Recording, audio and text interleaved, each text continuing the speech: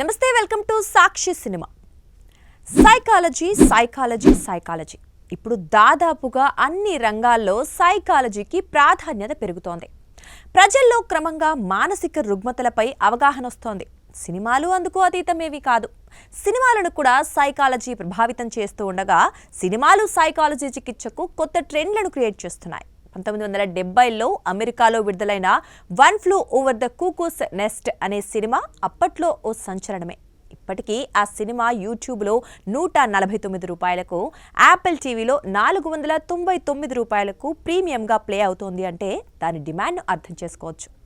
ఆ cinema విడుదలయ్యాక America ప్రభుత్వం ఏకంగా మానసిక రుగ్మతల చికిత్సలో వినియోగించే ఎలక్ట్రోకన్వల్సివ్ థెరపీ అంటే షాక్ ట్రీట్మెంట్ను రద్దు చేసింది. అంటే సినిమా ప్రభావం ఎంతలా ఉందో అర్థం చేసుకోవచ్చు.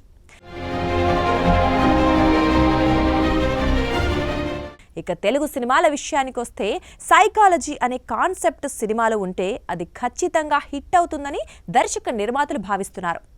అలా సైకాలజీలో ఉండే డిజార్డర్లను దర్శక నిర్మాతలు మనకు పరిచయం చేస్తున్నారు. అదే సమయంలో సైకాలజీ అనే కాన్సెప్ట్తో హిట్లు కొట్టేస్తున్నారు. ఆ విశేషాలను తెలుసుకోవాలంటే ఈ వీడియోను ఎక్కడా స్కిప్ అవ్వకుండా చూడండి.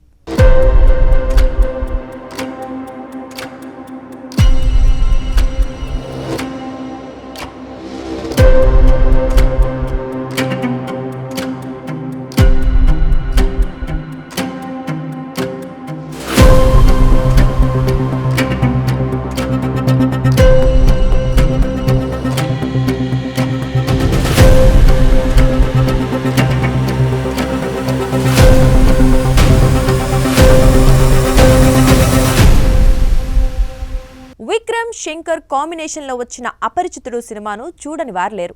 ఈ సినిమాకు సైకాలజీకి బలమైన సంబంధం ఉంది. ఈ చిత్రం ప్రధానంగా డిసోసియేటివ్ ఐడెంటిటీ డిజార్డర్ అనే మానసిక సమస్య చుట్టూ తిరుగుతుంది. దాన్నే మల్టిపుల్ పర్సనాలిటీ డిజార్డర్గా పిలుస్తారు. అంటే ఒక వ్యక్తిలో బహుళ వ్యక్తిత్వాలు ఉత్పత్తి కావటం వల్ల కలిగే పరిస్థితులు వింతగా ఉంటాయి.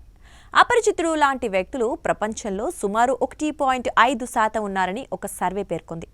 ఈ సినిమాలో హీరో విక్రమ్ 3 పర్సనాలిటీల్లో కనిపిస్తాడు. అది అమాయక న్యాయవాది, నిజాయితీపరుడు, సమాజంలో అవినీతిని ఎదుర్కోవాలనే కసి ఉండే రామానుజం పాత్ర ప్రధానమైంది. ఇక ఏమీ చేయలేని స్థితిలో రామానుజం నుంచి అపరిచితుడు అనే పర్సనాలిటీ పుట్టుకొస్తుంది. గరుడ పురాణంలో పేర్కొన్న శిక్షలతో అవినీతిపరులను అపరిచితుడు శిక్షించడం తెలిసిందే. ఇక హీరోయిన్ నందిని అదే సదాఫ్ అతని ప్రేమను తిరస్కరించడంతో లవర్ బాయ్ రెమోగా మారతాడు. ఇక సూర్య నటించిన గజనీ సినిమాకు సైకాలజీతో చాలా దగ్గర సంబంధం ఉంది. ఈ చిత్రం మొత్తం అనైగ్రేడ్ అమ్నీషియా అనే మానసిక సమస్య చుట్టూ తిరుగుతుంది. దీన్నే షార్ట్ టర్మ్ మెమరీ లాస్ అంటారు. ఈ డిజార్డర్ ఉన్నవారు వ్యక్తిగత సంఘటనలను మాత్రమే గుర్తుపెట్టుకోగలరు. కొత్త సమాచారం, కొత్త సంఘటనలను మెమరీలో నిల్వ చేయలేరు. నిమిషాల వ్యవధిలోనే కొత్త ఘటనలను మర్చిపోతారు. గజనీ సినిమాలో సంజయ్ రామస్వామిగా నటించిన సూర్య పాత్ర కూడా అచ్చంగా ఈ రుగ్మతను ఎదుర్కొంటోంది. తన ప్రేయసి కల్పనను హత్య చేసిన వ్యక్తిని గుర్తు పెట్టుకోవడానికి ఫోటోలు, టాటూలు, నోట్లు వంటివి ఉపయోగిస్తాడు. మానసికంగా తాను మర్చిపోకుండా ఉండేందుకు ఉపయోగించే పద్ధతులే ఇవి.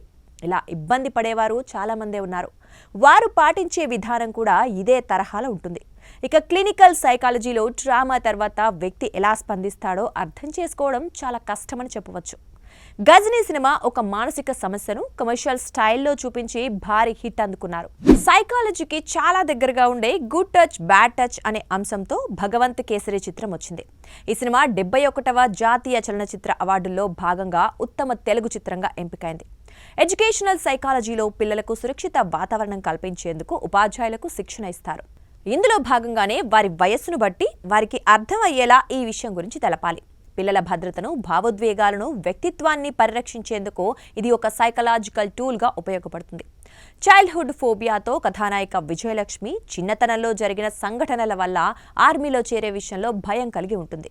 ఈ భయాన్ని అధిగమించేందుకు సైకాలజిస్ట్ డాక్టర్ కాత్యాయని పాత్రను ప్రవేశపెట్టడం మానసిక చికిత్స ప్రాధాన్యతను చూపిస్తోంది. ఈ కాన్సెప్ట్లో వచ్చే సీన్లు మనకు కూడా ఆసక్తిని కలిగిస్తాయి. ఇక రాక్షసుడు సినిమా కథలో ఒక సైకో కిల్లర్ స్కూల్ వయసు అమ్మాయిలను టార్గెట్ చేస్తూ వరుస హత్యలు చేస్తూ ఉంటాడు. హీరో అరుణ్ ఎస్ఐగా ఈ కేసును ఛేదించే క్రమంలో అతను ఈ నేరాలు ఒక మానసిక రుగ్మతతో బాధపడుతున్న వ్యక్తి చేస్తున్నట్లు గుర్తిస్తాడు. సైకోపతి అనే నేరస్తుడు ఎమోషనల్ ఎంపతి లేకుండా ప్లానింగ్తో హత్యలు చేస్తాడు. అరుణ్ ఆ నేరస్తుడి మానసిక స్థితిని అర్థం చేసుకుని అతని ప్రవర్తన ఆధారంగా కేసును ఛేదిస్తాడు. ఈ సినిమా సైకాలజీ, నేర పరిశోధన, మానవ ప్రవర్తన అంశాలను మనకు గుర్తు చేస్తాయి. ఈ సినిమాతో బెల్లంకొండ శ్రీనివాస భారీ విజయాన్ని అందుకున్నారు. తెలుగులోనే కాదు, మలయాళం, తమిళంలో కూడా సైకాలజీ రిలేటెడ్ సినిమాలు ఎంతో హిట్ అవుతున్నాయి. పోస్ట్ ట్రామాటిక్ అమ్నీషియా కాన్సెప్ట్తో మలయాళంలో వచ్చిన సెంటీమీటర్ అనే సినిమా సూపర్ డూపర్ హిట్ అయింది. దీంతో తమిళంలో దాన్ని రీమేక్ చేయడం గమనార్హం. ఇప్పుడు ఎలాన్ మస్క్ తన న్యూరోలింక్ ప్రాజెక్టుపై సీరియస్గా పనిచేస్తున్నారు.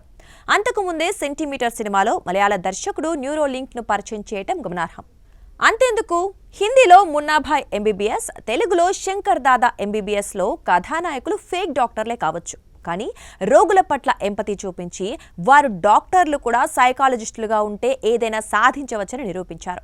హిట్ సినిమా కథలో ఎస్పీ అర్జున్ సర్కార్ అనే పోలీస్ అధికారి ఒక పెడోఫైల్ను హత్య చేసి ఆ కేసును తానే విచారించాల్సిన పరిస్థితిలో పడతాడు.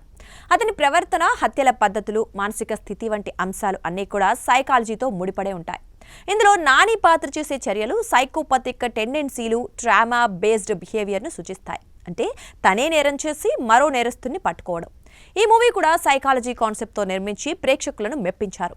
ఒక మనిషి జీవితం సైకాలజీతో చాలా దగ్గరగా ఉంటుంది. అందుకే ఇలాంటి కథలు వెండి తెరపైకి వచ్చినప్పుడు వాటిని ప్రేక్షకులు ఆసక్తిగా గమనిస్తారు.